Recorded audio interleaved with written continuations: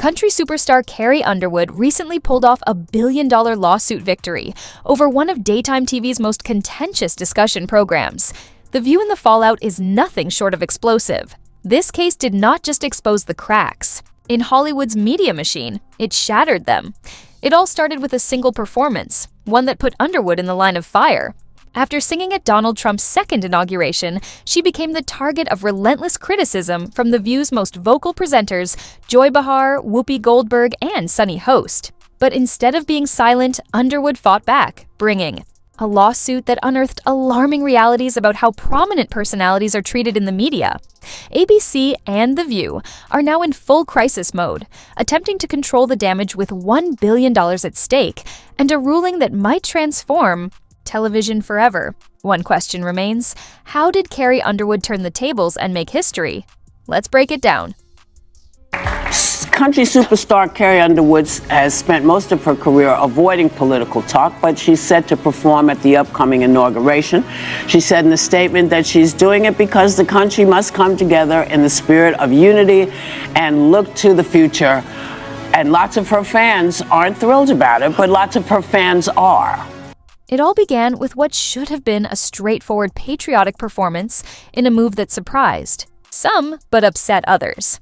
Carrie Underwood took the stage at Donald Trump's second inauguration and performed America the Beautiful in front of a divided nation.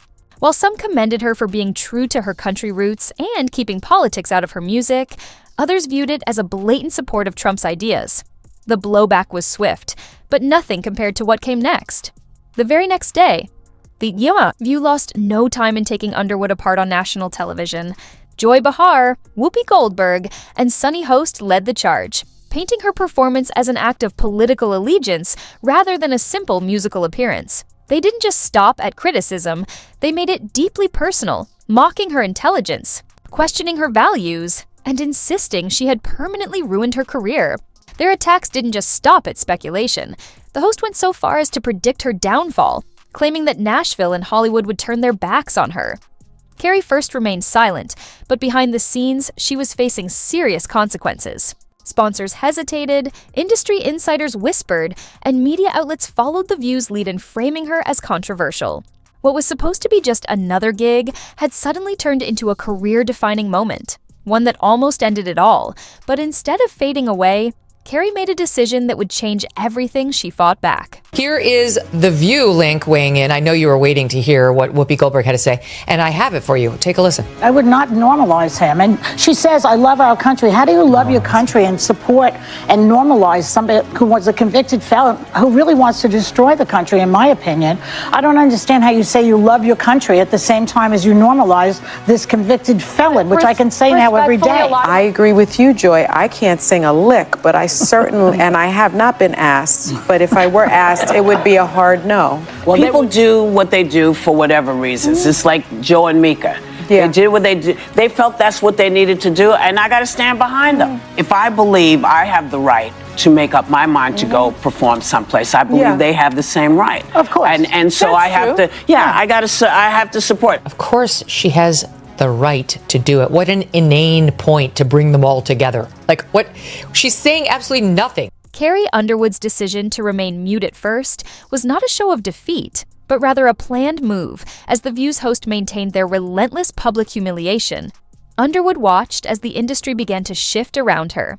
Radio stations hesitated to play her songs, companies that previously clamored to engage with her suddenly drew away, and music executives muttered about whether she had grown too controversial for Main Street success. The narrative pushed by The View was spreading like wildfire, and the damage to her career was becoming undeniable. But it wasn't just about Carrie. This was a much bigger conversation about media influence, bias, and cancel culture. Fans were divided, with some standing by her side and others distancing themselves, while industry insiders began questioning the power that talk shows like The View had in shaping public perception. Was this just a case of harsh political critic? These messages obtained during the lawsuit revealed that network hubs had actively encouraged the smear campaign against Underwood, not for journalistic integrity, but for engagement and controversy. According to the lawsuit, the show's producers knew that targeting a high-profile conservative-leaning artist would generate headlines, spark social media outrage, and ultimately boost their ratings. As these revelations surfaced, the conversation shifted from Carr's alleged mistake. Industry experts, legal analysts, and even competitor talk programs began wondering how much influence networks should have in selecting who gets canceled and who gets a platform. What began as an assault on Carrie Underwood became a full-fledged scandal for ABC, and in the perspective, as public scrutiny escalated, Carrie was carefully plotting her next move, one that nobody anticipated coming. I personally hope we're moving beyond the era of politics where we want to cancel people's livelihoods because we don't like their politics. And whether it was the Dixie Chicks for criticizing George Bush, didn't agree with it then, and Carrie Underwood, if you have a problem, you register your complaint by not downloading her songs and not going to her shows. Right. But I also think from a business standpoint, it's not a bad decision for Carrie Underwood. 75 million people voted for Trump. Artists tend to skew left-leaning. So As the media storm surrounding Carrie Underwood raged on, one thing became clear. This wasn't just about a celebrity spat, it was a battle for control over public narratives and media ethics. What began as a slow burn of industry backlash quickly erupted into an all-out legal showdown, one that would forever reshape the landscape of entertainment and media. Carrie Underwood had had enough after months of silence. She decided to fight back not just for herself, but for the integrity of the industry she had worked so hard to build. She filed a defamation lawsuit against The View targeting the hosts in the network for their role in orchestrating the smear campaign against her. But this lawsuit wasn't just about clearing her name, it was about challenging the very foundation of cancel culture and media manipulation in the Compla. Underwood accused the hosts of the show of fabricating false malicious claims that ruined her career and caused extensive damage to her image. But the issue swiftly became much more than a personal quarrel. Underwood's legal team uncovered a trail of disturbing evidence that pointed to an organized effort by the show's producers and network executives to exploit the controversy for profit. The documents included internal emails and memos that revealed how ABC higher-ups had encouraged the public shaming of Underwood in order to increase engagement and ratings.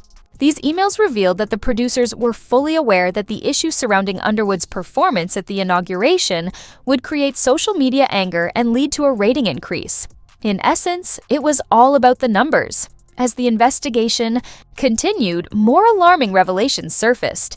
Witnesses came forward detailing how Underwood had been the subject of concerted media attacks and how the network had used her narrative to advance a political goal that was more about stirring hatred than presenting facts.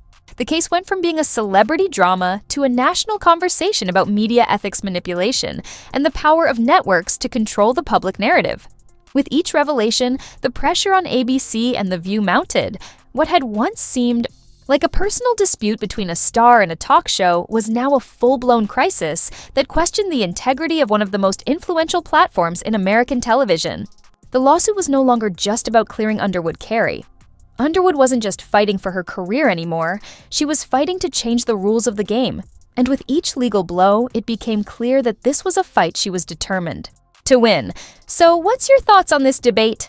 Let us know in the comments, and if you found this story compelling, don't forget to like, subscribe, and turn on notifications for more updates.